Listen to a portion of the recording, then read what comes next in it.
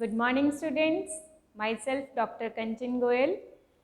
हम last video में हमने बात की थी गणित के लेसन प्लान जो दैनिक पाठ योजना होती है।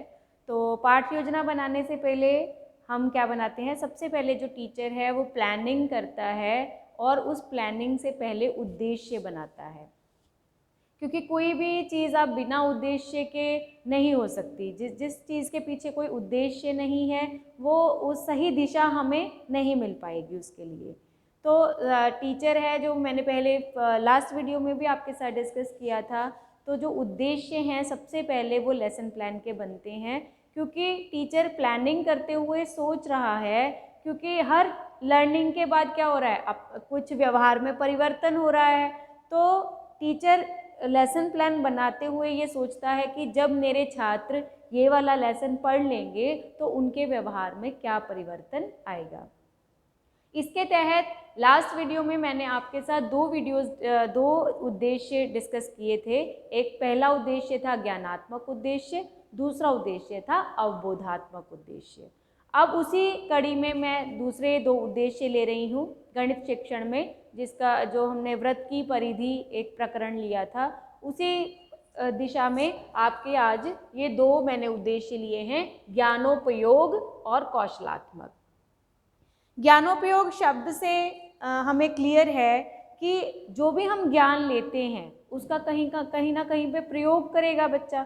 अगर वो प्रयोग नहीं कर पा रहा है इसका मतलब उसके ज्ञान का कोई भी फायदा नहीं है। वहाँ कुछ भी उसमें कैसे वो जो भी, अगर आप मान लो जोड़ सीख रहे हो और आप अपने दैनिक जीवन में जोड़ कर नहीं पा रहे हो तो क्या आपके उस पढ़ने का, उस स्टडी का कोई फ़ायदा है।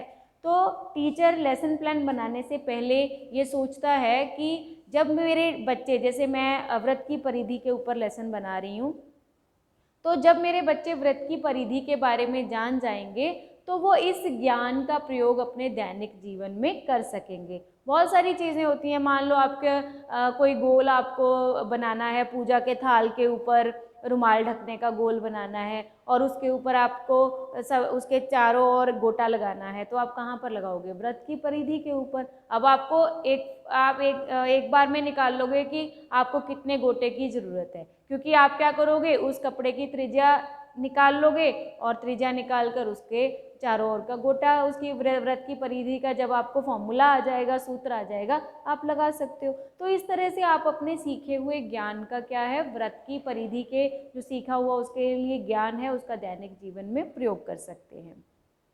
कुछ चीज़ें ऐसी होती हैं जिनका हम दैनिक जीवन में प्रयोग नहीं भी कर पाते हैं। जैसे कई बार बच्चे क्वेश्चन पूछते हैं कि मैम ये जो आप एक्स वाई वाले सम्स करवाते हो तो इनका दैनिक जीवन में कहाँ प्रयोग है। तो कुछ चीज़ों का हम उच्च कक्षा अध्ययन में भी प्रयोग करते हैं, जैसे छठी का ज्ञान 7वीं में, 7वीं का ज्ञान 8वीं में, इस तरह से भी हम प्रयोग करते हैं। लेकिन हर तरह के ज्ञान का प्रयोग होता है। तो ज्ञानोपयोग में हम दो विशिष्ट उद्देश्य लेते हैं। ज्ञानोपयोग उद्देश्य क्या, विशिष्टीकरण में क्या लेते हैं हम, दैनिक जीवन में प्रयोग, मतलब विद्यार्थी वृत्त की परिधि से संबंधित ज्ञान का प्रयोग अपने दैनिक जीवन में कर सकेंगे। आप कोई सा भी प्रकरण लेते हो उसके बारे में आप इसी तरह से लिखेंगे कि इससे संबंधित ज्ञान का प्रयोग आप अपने दैनिक जीवन में कर सकते हैं।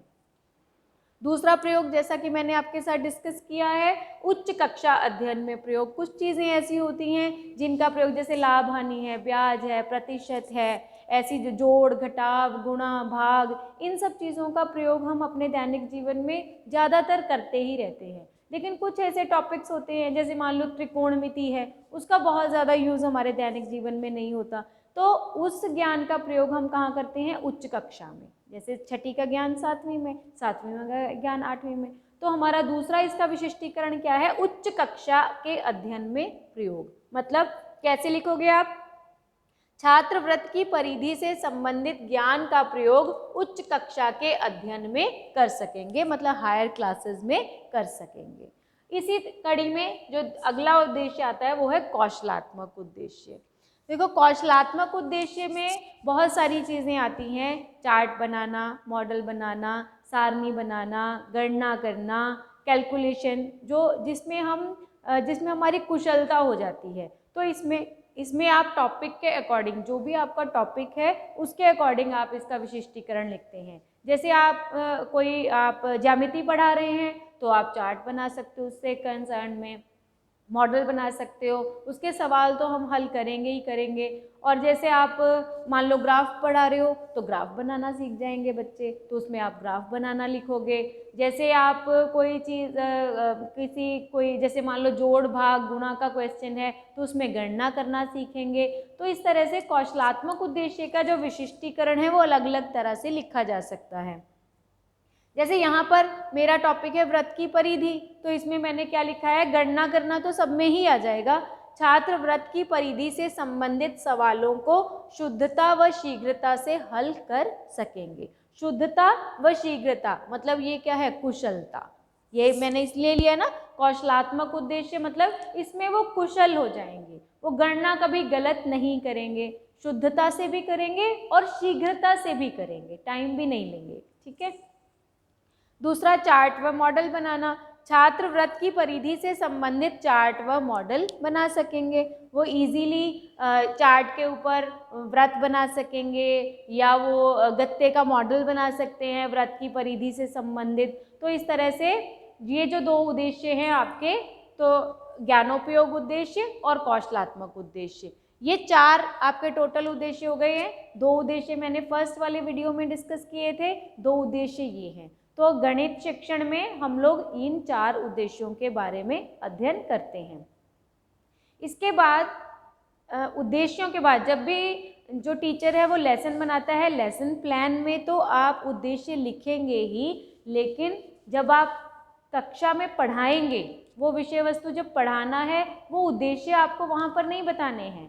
वहाँ पर विद्यार्थियों को इससे कोई मतलब नहीं है कि आपने क्या उद्देश्य बनाए हैं। ये टीचर का होता है, टीचर का पर्सपेक्टिव है कि वो अपनी कक्षा में जाने से पहले क्या उद्देश्य लेकर जाता है। तो ये टीचर के लिए होते हैं, स्टूडेंट्स के लिए नहीं होते हैं। तो स्टूडेंट का जो जब आप लेसन पढ़ाओगे वो आप स्टार्ट करते हैं प्रस्तावना प्रश्न से।